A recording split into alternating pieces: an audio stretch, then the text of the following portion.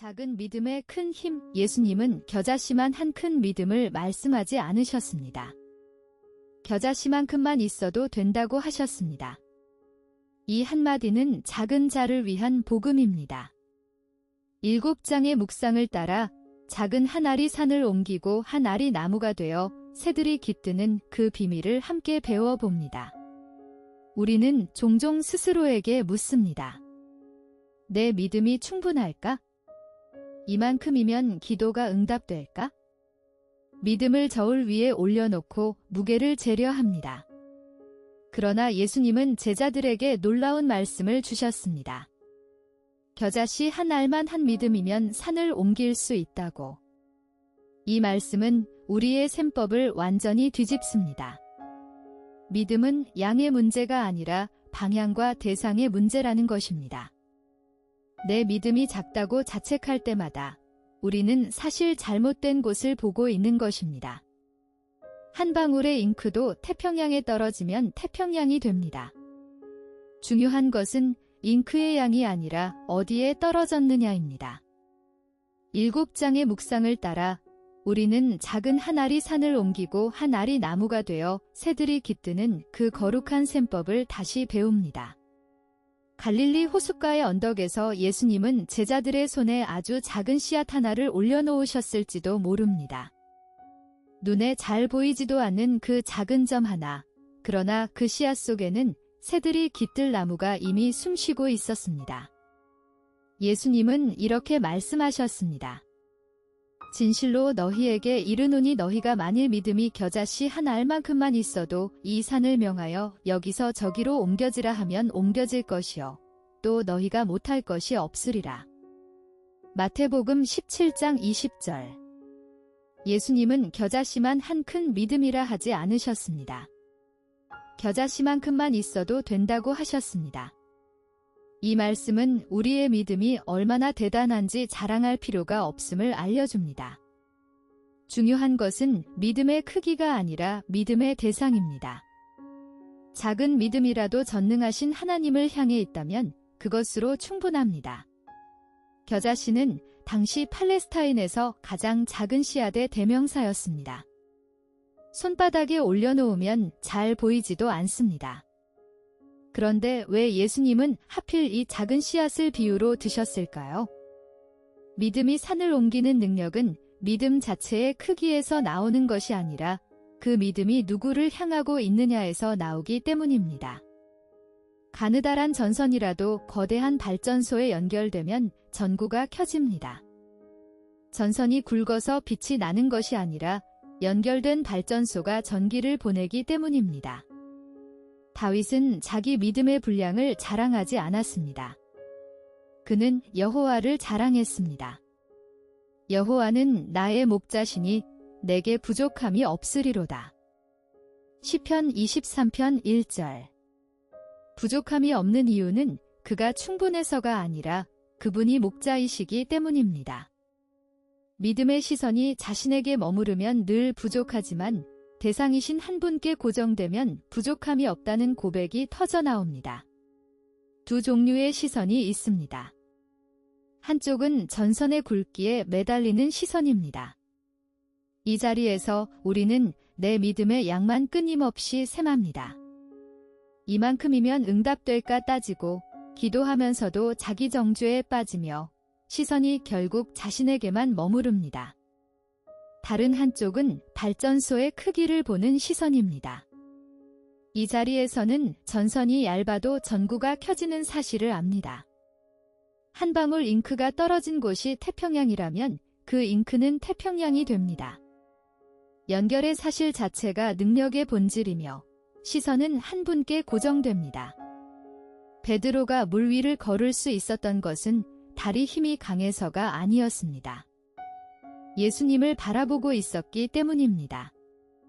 시선이 바람과 파도로 옮겨지는 순간 그는 가라앉기 시작했습니다. 바람이 더 세져서가 아니라 대상이 바뀌었기 때문입니다. 믿음은 그렇게 정직합니다. 오늘 당신의 시선은 어느 쪽에 머물고 있습니까? 예수님이 말씀하신 산은 단지 자연의 산이 아닙니다. 그것은 우리 인생에 가로놓인 불가능의 벽입니다. 오랜 세월 낫지 않은 질병, 무너진 가정, 끊을 수 없는 중독, 화해할 수 없는 관계, 절망적인 재정 상황. 이 모든 것이 우리 앞에 산입니다. 그러나 사도 바울은 이렇게 선포했습니다. 내게 능력 주시는 자 안에서 내가 모든 것을 할 수 있느니라. 빌립보서 4장 13절. 그는 감옥에서 이 고백을 했습니다. 그의 상황은 산보다 높고 바다보다 깊은 절망이었지만 자기 힘이 아니라 능력 주시는 한 분을 의지했기에 그 선언이 가능했습니다. 많은 성도들이 이렇게 고백합니다. 내 믿음은 너무 작아서 하나님께 드릴 수가 없어요. 그러나 한 아버지의 부르짖음을 떠올려 보십시오. 내가 믿나이다. 나의 믿음 없는 것을 도와주소서. 마가복음 9장 24절. 그 솔직함 위에 그날 기적이 임했습니다. 믿음이 작다고 느껴질 때 우리는 쉽게 자신을 정죄합니다. 이 정도 믿음으로 무엇을 할 수 있을까? 나는 왜 이렇게 연약한가? 그렇게 스스로를 낮은 자리로 밀어넣습니다. 그러나 성경은 작은 것을 버리지 말라고 말씀합니다.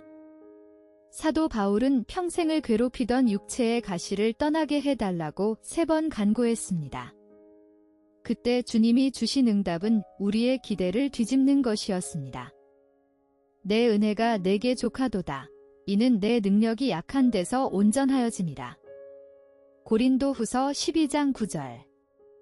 바울은 그 후로 약함을 자랑하기 시작했습니다. 내가 약해야 그리스도의 능력이 내게 머물기 때문입니다. 사도는 또 이렇게 적었습니다. 하나님께서 세상에 미련한 것들을 택하사 지혜 있는 자들을 부끄럽게 하려 하시고 세상에 약한 것들을 택하사 강한 것들을 부끄럽게 하려 하시며. 고린도전서 1장 27절. 내 자금은 그분의 무대를 비워두는 자리입니다. 작은 손에 들린 큰 일 셋이 있습니다. 첫째, 모세의 지팡이입니다. 양을 치던 평범한 막대기 하나였습니다. 그러나 그것이 그분의 손에 들리자 홍해가 갈라지고 반석에서 물이 흘렀습니다. 도구는 작아도 능력의 통로가 됩니다. 둘째, 다윗의 물맷돌입니다. 거인 골리앗 앞에 선 소년의 손에는 매끈한 돌 5분이었습니다. 그러나 다윗은 외쳤습니다. 너는 칼과 창과 단창으로 내게 나아오거니와 나는 만군의 여호와의 이름으로 내게 나아가노라. 사무엘상 17장 45절. 셋째, 소년의 도시락입니다. 보리떡 5과 물고기 2. 안드레는 얼마나 되겠사옵나이까 탄식했지만 예수님의 손에 올려진 그 도시락이 5,000명의 식탁이 되었습니다. 공통점은 하나입니다. 작은 것을 움켜쥐지 않고 드렸다는 것입니다. 내 손의 자금을 그분께 맡길 때 자금은 더 이상 자금이 아닙니다. 광야의 저녁, 5,000명이 넘는 무리가 줄인 배를 안고 주님을 바라보고 있었습니다. 제자들의 손에는 아무것도 없었습니다. 그때 한 어린아이가 보리떡 5개와 물고기 2마리를 내어 놓았습니다. 안드레는 머뭇거리며 말했습니다. 여기 한 아이가 있어 보리떡 5개와 물고기 2마리를 가지고 있나이다. 그러나 그것이 이 많은 사람에게 얼마나 되겠사옵나이까? 요한복음 6장 9절. 얼마나 되겠사옵나이까? 이 짧은 탄식 속에 우리 모두의 마음이 담겨 있습니다. 그러나 주님은 그 자금을 들여진 자금으로 바꾸셨을 때 5,000명을 먹이고도 12광주리를 남기셨습니다. 성전 헌금함에 2렙돈을 떨어뜨린 가난한 과부에게도 같은 일이 일어났습니다. 이 가난한 과부는 헌금함에 넣는 모든 사람보다 많이 넣었도다. 마가복음 12장 43절. 주님의 저울은 액수가 아니라 마음을 답니다. 기적은 많음에서 나오지 않고 드려짐에서 시작됩니다. 2가지 자금이 있습니다. 한쪽은 움켜쥔 자금입니다. 그 손은 얼마나 되겠사옵나이까 탄식하며 초라하다고 느껴 내놓지 못합니다. 그래서 혼자 앉고 마르고 기저귀 머물 자리가 없습니다. 다른 한쪽은 들여진 자금입니다. 그분의 손에 올려놓는 순간 자금의 본질이 바뀝니다. 전부였기에 가장 크고 5,000명을 먹이고도 남으며 기적의 출발점이 됩니다. 사도 시인은 이렇게 노래합니다. 하나님께서 구하시는 제사는 상한 심령이라 하나님이여 상하고 통회하는 마음을 주께서 멸시하지 아니하시리이다. 시편 51편 17절. 내 손에 쥔 것이 초라할수록 드릴 수 있는 전부를 드릴 때 그것은 하늘의 무게를 가집니다. 오늘 당신의 손에 있는 보리떡 5개는 무엇입니까? 그 자금을 움켜쥐지 말고 그분의 손 위에 올려놓으십시오. 겨자씨 한 알이 땅에 떨어지면 가장 먼저 일어나는 일은 자라남이 아니라 사라짐입니다. 흙 속에 묻혀 보이지 않게 되고 껍질이 갈라지고 형체가 무너집니다. 우리가 보기엔 끝난 듯하지만 사실 그때부터 진짜 생명이 시작됩니다. 믿음도 그렇습니다. 하나님은 우리에게 곧바로 큰 나무를 보여주지 않으십니다. 먼저 침묵의 시간, 어둠 속에서 뿌리가 깊어지는 시간을 통과하게 하십니다. 기도해도 응답이 더디고 말씀을 읽어도 마음에 와닿지 않으며 예배를 드려도 메마르게 느껴지는 시기. 우리는 이런 때 하나님이 나를 잊으셨나 의심합니다. 그러나 시편 기자는 노래합니다. 그는 시냇가에 심은 나무가 시절을 쫓아 과실을 맺으며 그 잎사귀가 마르지 아니함 같으니 그 행사가 다 형통하리로다. 시편 1편 3절. 이 나무가 형통한 비결은 시냇가에 있습니다. 뿌리가 늘 물에 닿아 있다는 뜻입니다. 뿌리가 가장 깊어진 세 자리가 있습니다. 첫째, 광야의 40년입니다. 모세는 무대 위가 아니라 미디안 광야의 흙 속에서 빚어졌습니다. 누구도 보지 않는 시간이 그분의 가장 부지런한 작업장이었습니다. 둘째, 들의 양떼입니다. 다윗은 들에서 양을 치며 시편을 익혔습니다. 시인의 음악이 자라난 곳은 왕궁이 아니라 별빛 아래 들려 키웠습니다. 셋째, 감옥의 무명의 시간입니다. 요셉은 어둠 속에서 인내의 뿌리를 길렀습니다. 잊혀지는 시간이 그를 한 민족의 식량 창고로 키웠습니다. 예레미야 선지자는 이렇게 권합니다. 너는 내게 부르짖으라 내가 내게 응답하겠고 내가 알지 못하는 크고 은밀한 일을 내게 보이리라. 예레미야 33장 3절. 은밀한 일은 곧 땅속의 일입니다. 보이지 않는 곳에서 그분이 친히 우리의 뿌리를 만지십니다. 오늘 당신의 침묵의 계절도 그러합니다. 예수님은 천국을 설명하실 때 가장 작은 씨앗을 들어 올리셨습니다. 천국은 마치 사람이 자기 밭에 갖다 심은 겨자씨 한 알 같으니 이는 모든 씨보다 작은 것이로되 자란 후에는 나물보다 커서 나무가 되매 공중의 새들이 와서 그 가지에 깃들이느니라. 마태복음 13장 31절에서 32절. 처음에는 가장 작은 점이었지만 땅속의 침묵을 통과한 그 한 알이 큰 나무가 됩니다. 그리고 그 나무는 자기를 위해 자라지 않습니다. 공중의 새들이 와서 깃들이는 자리가 됩니다. 당신의 작은 한 알이 자란 그 나무 아래에는 또 다른 누군가가 깃들이게 되어 있습니다. 사도 바울은 골로새 교회에 이렇게 권면했습니다.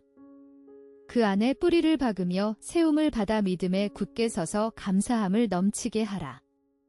골로새서 2장 7절. 오늘 당신이 한 알을 심는 이유는 내일 누군가가 그 그늘에 깃들기 위함입니다. 우리는 함께 7장의 묵상을 걸어왔습니다. 겨자씨 한 알의 비밀에서 시작해 크기가 아니라 대상의 문제임을 다시 배웠고 산을 옮기는 믿음 앞에서 보았습니다. 작다고 버리지 말라 하시는 그분의 음성을 들었으며 오병이어처럼 들여진 자금이 기적이 되는 자리를 함께 보았습니다. 땅속의 침묵을 통과해 뿌리가 깊어지는 시간을 인정하고 마침내 공중의 새들이 깃드는 큰 나무로 자라가는 그림 앞에 섰습니다. 사도 바울은 고백합니다. 내게 능력 주시는 자 안에서 내가 모든 것을 할 수 있느니라.